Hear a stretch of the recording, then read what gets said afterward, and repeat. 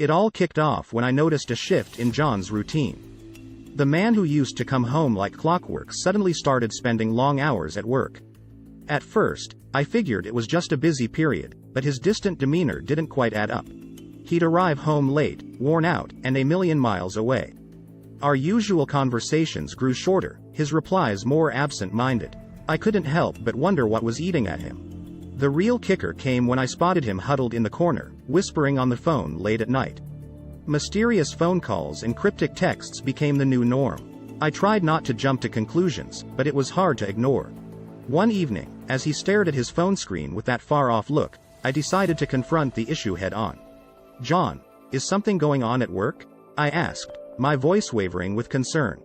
He looked up, surprise flickering across his face. "Work's been hectic, you know," he mumbled, avoiding eye contact.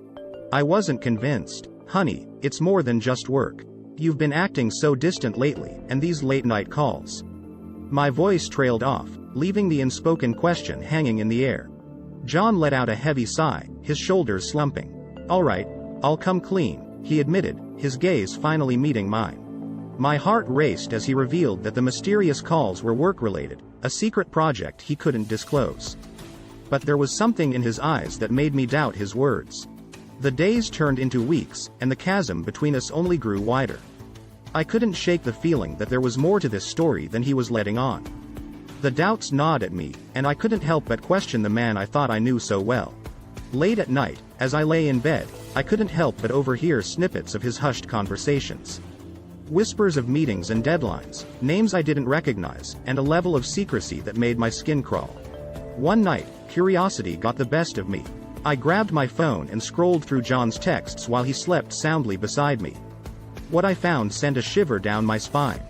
Messages from an unknown number, coded language, and plans that didn't involve me. My heart sank as I realized that there were secrets being kept from me, secrets that were tearing us apart. As I lay there, staring at those incriminating texts, I knew I couldn't keep pretending that everything was fine. I had to confront John, dig deeper into this mystery, and find out what was really going on. The stage was set, the questions lingered, and the secrets whispered in the dark. Little did I know that unraveling the truth would take me down a path I never expected, and it was a journey neither of us could escape. With doubts creeping in about John and our relationship, I couldn't shake the feeling that he was hiding something from me. It gnawed at me, making me question the very foundation of our marriage. The more distant John became, the more I felt neglected. Our once vibrant connection now seemed like a distant memory. I needed an outlet, someone to confide in, to share my worries with. Enter Mark, my coworker and unwitting confidant. He was always there, like a beacon of understanding in the stormy sea of my doubts. We'd grab coffee during lunch breaks, talking about life, work, and everything in between. His attentive ear was a lifeline, a chance to express the turmoil I felt inside. Our friendship began to grow, and we found ourselves spending more and more time together. Coffee dates turned into shared lunches, and occasionally, we'd exchange texts after work hours. It wasn't anything out of the ordinary, just two friends supporting each other through challenging times. Mark, with his warm smile and genuine concern, made me feel heard and valued. I couldn't help but let my guard down around him. It was refreshing to have someone who seemed to genuinely care about my well-being. But as the days turned into weeks, something shifted. Our conversations took on a deeper, more personal tone. Mark began to share his own struggles and vulnerabilities, and I found solace in his honesty. It was a bond that grew stronger with each passing day, one that I hadn't expected but desperately needed. I realized that I was looking forward to our moments together, the stolen conversations that seemed to brighten my otherwise dreary days. Mark had become my confidant, my emotional support, in a way that John no longer could. One evening, after a particularly challenging day at work, Mark suggested we grab dinner to unwind. It felt innocent enough, just friends spending time together, but I couldn't help but feel a pang of guilt as I agreed. As we sat across from each other at the dimly lit restaurant, the air was thick with unspoken tension. Our eyes met, and before I knew it, Mark leaned in and kissed me. It was a moment of weakness, a betrayal of my vows, but it felt like a spark of something I had been missing. My heart raced, and I pushed him away, my head spinning with confusion and guilt. I stumbled out of the restaurant, leaving Mark behind, and rushed home, trying to make sense of what had just happened. I had crossed a a line that should have never been crossed. The guilt weighed heavy on my chest, but the connection with Mark had ignited a fire that I couldn't easily extinguish. As I lay in bed that night, I knew I had entered dangerous territory. My doubts about John and our marriage had led me down a treacherous path, and I had no idea where it would ultimately lead us. Back in those days, I didn't think much of Mark, my wife's coworker. He seemed like a decent guy, a good friend who listened when she needed to vent. It didn't bother me that they were grabbing coffee during lunch breaks or occasionally texting after work. After all, everyone needs someone to confide in, right? But the cracks in our marriage were growing wider, and I couldn't ignore them any longer. One evening, I decided to do something about it. I had been working on a surprise for our upcoming anniversary, a little something to rekindle the spark between us. It was meant to be my way of showing her how much I cared, how much she meant to me. But I couldn't shake the feeling that she was slipping away, that my efforts were in vain. The guilt was gnawing at her, and I could see it in her eyes. She looked haunted, as if a shadow was hanging over our relationship. I knew something was wrong, but I couldn't put my finger on it. One night, she mustered the courage to confront me. Her voice trembled as she confessed her doubts and feelings of neglect. It was a painful conversation, one that laid bare the cracks in our marriage. I listened, my heart heavy with the realization that I had let her down. I had been so wrapped up in my own world, in my secret project at work, that I had neglected the most important person in my life. As she poured out her fears and insecurities, I couldn't help but feel a pang of guilt. I had been working late, taking calls in hushed tones, and burying myself in a project that I couldn't even share with her. My actions had inadvertently pushed her into the arms of someone else. I promised to make things right, to be more present, to show her that she was still the love of my life. But deep down, I knew that it wouldn't be easy to mend what was broken. The trust had been shattered, and the wounds ran deep. Our anniversary was just around the corner, and I had planned a surprise getaway to a cozy cabin in the woods. It was a chance for us to reconnect, to escape the chaos of our everyday lives and rediscover the love that had brought us together in the first place. But as the date drew closer, I couldn't shake the feeling that our relationship was hanging by a thread. The secrets and suspicions had taken their toll, and I couldn't help but wonder if our anniversary getaway would be enough to save us. Little did I know that the surprises in store for us were far from what I had imagined, and the path ahead was fraught with uncertainty. So, John finally let the cat out of the bag. Those mysterious calls and late-night texts? They were all about planning a surprise vacation for us. I couldn't believe it. All those doubts, all those suspicions, and it turned out he was secretly working on a getaway to rekindle our romance. When he spilled the beans, relief washed over me. I felt like the biggest fool for doubting him, for letting my mind run wild with suspicions. But at the same time, I was grateful that he had put in the effort to plan something special for us. With a heart full of remorse and gratitude, I agreed to the trip. There was a renewed sense of commitment between us, a flicker of hope that maybe we could rebuild what we had lost. Our relationship was like a phoenix, rising from the ashes of doubt and mistrust. As the date for our surprise vacation approached, things seemed to be looking up. John and I were communicating more openly, and the air between us was lighter. It felt like we were on the path to healing. But just when I thought things were settling down, Mark threw a curveball my way. He invited me to a friendly dinner to discuss work matters. It sounded innocent enough, and given our newfound friendship, I didn't think twice about accepting. We met at a cozy restaurant in the heart of the city, the dim lighting casting a warm glow over our table. The conversation started with work, just as Mark had promised.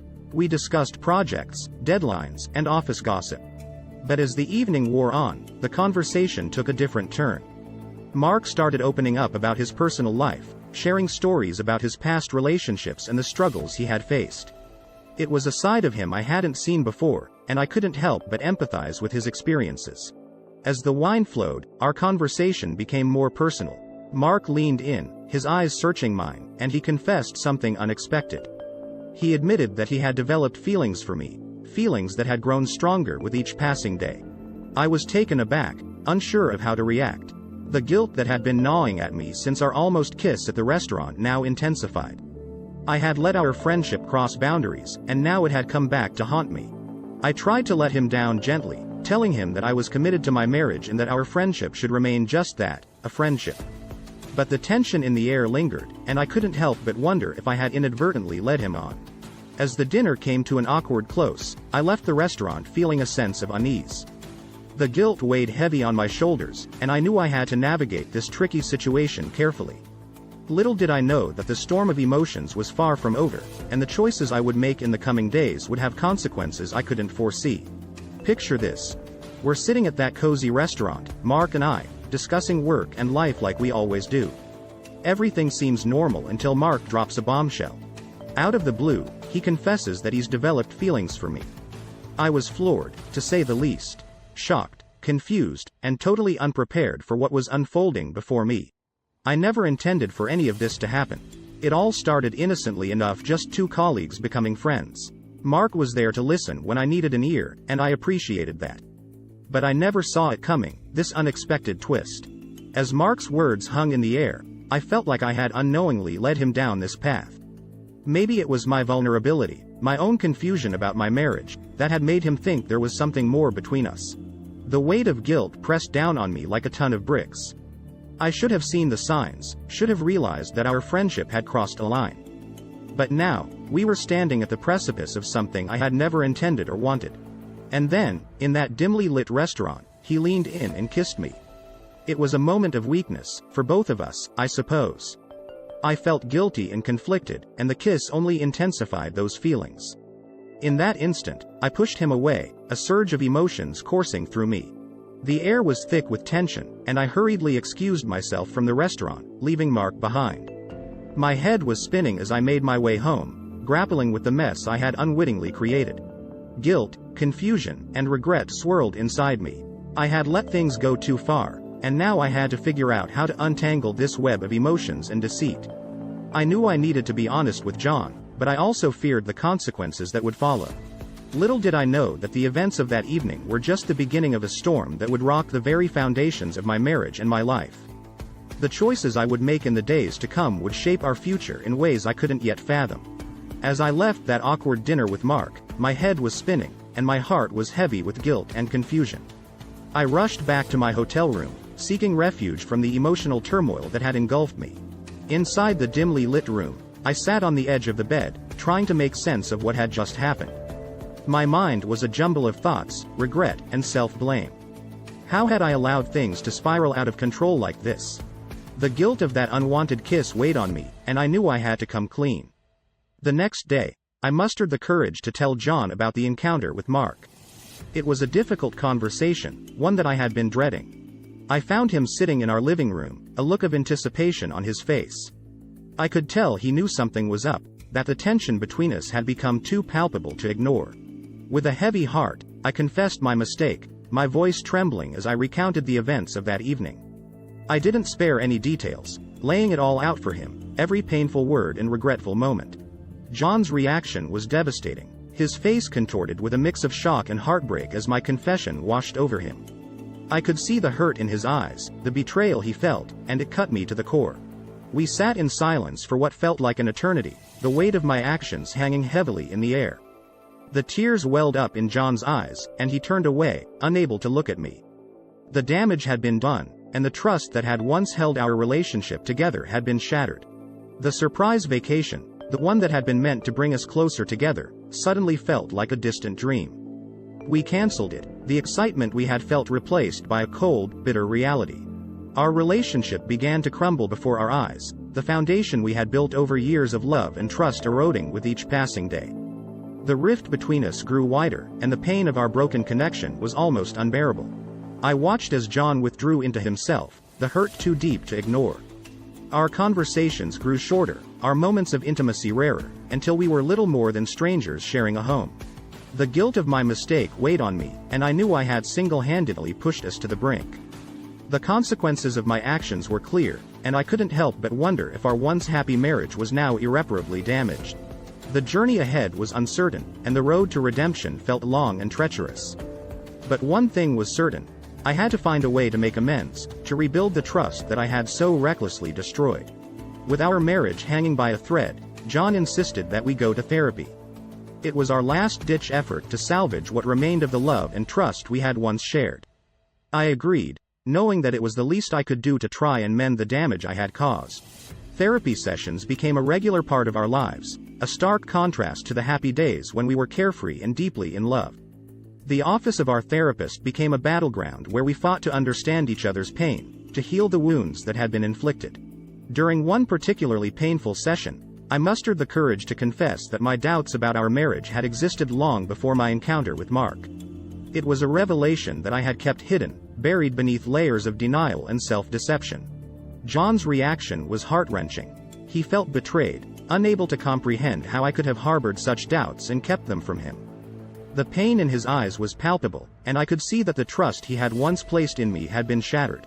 The therapist worked tirelessly to mediate our conversations, to help us navigate the treacherous terrain of our emotions. But the road to recovery was filled with potholes, and every step forward seemed to be met with 2 steps back. John struggled to trust me fully, haunted by the knowledge that I had been willing to throw our marriage away. The wounds of my betrayal ran deep, and no amount of therapy could erase the scars. As we left each therapy session, the air between us was heavy with unresolved tension. Our conversations at home were strained, our attempts at intimacy feeling forced and hollow. I knew that rebuilding our marriage would be a long and arduous journey. The path to redemption was fraught with obstacles, and the pain of our past mistakes weighed heavily on both of us. But we soldiered on, determined to heal the wounds and salvage what remained of our love. The road ahead was uncertain, and the trust that had once been the bedrock of our relationship needed to be rebuilt from scratch. As we faced the challenges of therapy and the painful truths that came to light, I couldn't help but wonder if we had the strength to overcome the obstacles that lay ahead. The doubts and fears that had haunted us for so long would either be our undoing or the catalyst for a new beginning. Only time would tell. Our relationship had become a battlefield of emotions, and it seemed like every conversation was a potential minefield. The therapy had brought some painful truths to light, but the wounds ran deep, and the scars of our betrayals were far from healed. In the midst of this turmoil, we decided it was time for a break. A chance to step back, breathe, and reassess our feelings. It was a tough decision, one filled with uncertainty, but we both knew that something had to change if there was any hope of saving our marriage. During the break, John started spending more time with his own support system. Friends and family became his lifeline, a way to escape the suffocating weight of our problems. I could see the relief in his eyes as he reconnected with old friends, and the laughter that had been missing from our lives slowly returned. I, on the other hand, felt lonely and isolated. The empty house echoed with the silence of our separation, a stark reminder of the void that had been created between us. I couldn't help but regret my actions, the doubts and insecurities that had led us to this point. The days felt long and empty, and I found myself reflecting on the choices I had made. The guilt of my betrayal weighed heavily on my shoulders, and I couldn't shake the feeling that I had pushed away the one person who had always been there for me. The break gave us both a chance to breathe, to gain some perspective on our relationship. But it also highlighted the gaping chasm that had formed between us. It was a double-edged sword, offering both healing and pain in equal measure. As we navigated this uncertain territory, I couldn't help but wonder if our love was strong enough to overcome the hurdles we had created. The break had given us a chance to step back, but it remained to be seen if it would ultimately bring us closer together or tear us apart for good. Despite our best efforts in therapy, it was becoming painfully clear that our marriage was marred by irreparable cracks. The wounds ran deep, and every attempt to heal seemed to reopen them. The break we had taken to reassess our feelings slowly morphed into a separation. John and I ventured into the unfamiliar territory of living life apart, of rediscovering ourselves as individuals rather than as a couple. John, as always, turned to his support system of friends and family for solace. It was heartening to see him surrounded by people who cared about him, people who could offer the laughter and comfort that our strained relationship had been unable to provide. On the other hand, I felt the weight of loneliness and isolation. The quiet house, once filled with the sounds of our shared life, now echoed with emptiness. It was a stark reminder of the void that had formed between us. As I spent time alone, I had ample opportunity to reflect on my actions and the doubts that had driven a wedge between us. I realized that my suspicions about John had been based on unfounded insecurities, a fear of losing what we had built together. It was a bitter pill to swallow, knowing that my own insecurity had played a significant role in the downfall of our marriage. And so, the story ends with a haunting question hanging in the air. Can we find a way back to each other, rebuild the trust and love we once had, or is it too late for us? It's a question that lingers, an uncertainty that casts a shadow over our uncertain future. As we stand at this crossroads, our paths diverging, the road ahead remains unclear. The scars of our past mistakes may never fully heal, but perhaps, with time, effort, and a willingness to change, we can find a way to mend what's been shattered. The journey to repair our fractured marriage is daunting, but the desire to salvage what we once had still burns within us. Only time will tell if we can rekindle the flame that once burned so brightly, or if we are destined to remain on separate paths, forever haunted by the choices